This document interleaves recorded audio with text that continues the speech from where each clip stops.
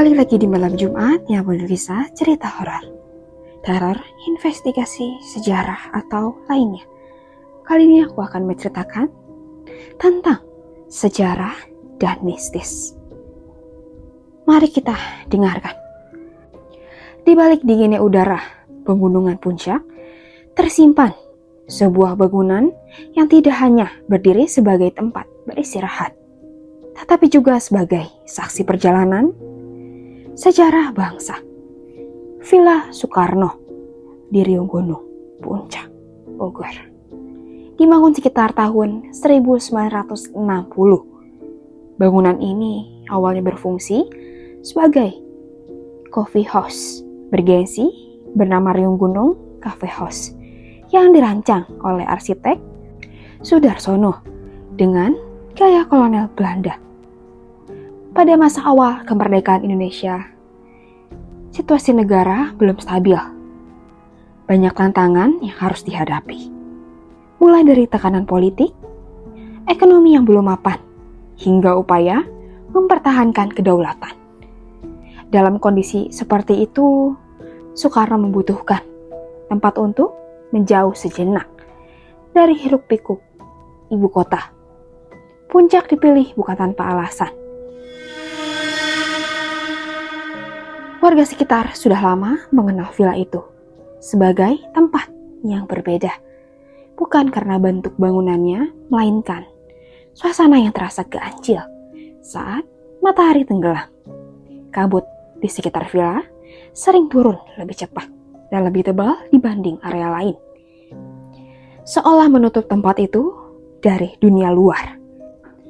Cerita yang paling sering terdengar datang dari seseorang penjaga lama yang pernah ditugaskan perawat area tersebut. Ia mengaku setiap malam tertentu, terutama saat udara terasa lebih dingin dari biasanya, suasana di dalam villa berubah menjadi sangat sunyi. Bukan sunyi biasa, tetapi seperti kosong sekali. Suatu malam ia mendengar suara langkah kaki dari dalam ruang utama. Awalnya ia mengira ada orang masuk tanpa izin. Namun setelah diperiksa, tidak ada siapapun di sana.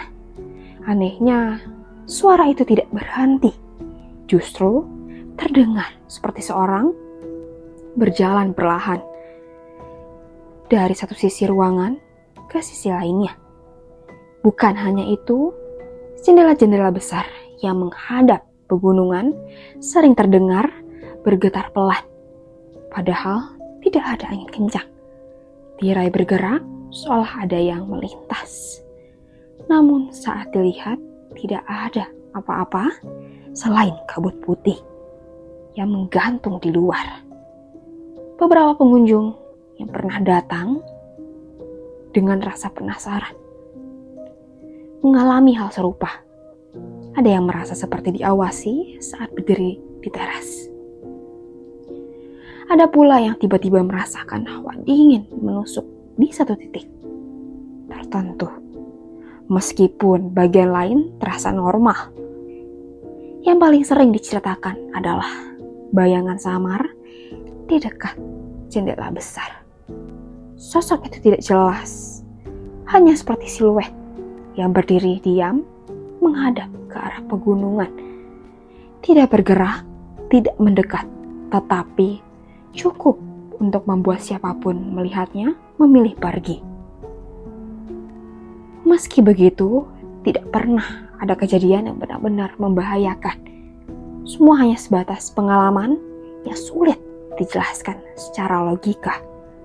Warga sekitar pun tidak mengaitkan dengan hal-hal tertentu, melainkan lebih percaya bahwa tempat itu masih menyimpan jejak masa lalu. Sebagai tempat yang pernah digunakan untuk berpikir dan menyendiri. Banyak yang percaya bahwa energi dari masa lalu masih tertinggal di sana. Bukan suatu yang harus ditakuti, tetapi cukup untuk membuat suasana terasa berbeda dari tempat lain. Kini villa tersebut lebih sering dibiarkan sunyi atau kosong. Tidak banyak aktivitas tidak banyak yang orang datang. Dan Kak Bud masih setia turun setiap sore. Seolah menjaga cerita-cerita yang tidak pernah benar-benar hilang.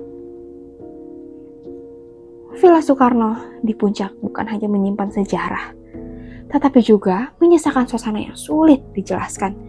Entah hanya efek alam atau jejak masa lalu yang tertinggal. Yang pasti tidak semua keheningan benar-benar kosong. Adakah dari kalian memiliki cerita tersendiri dari tempat ini, Villa Soekarno Puncak? Boleh tulis di kolom komentar, atau dari kalian yang mau request tentang cerita apapun. See you the next horror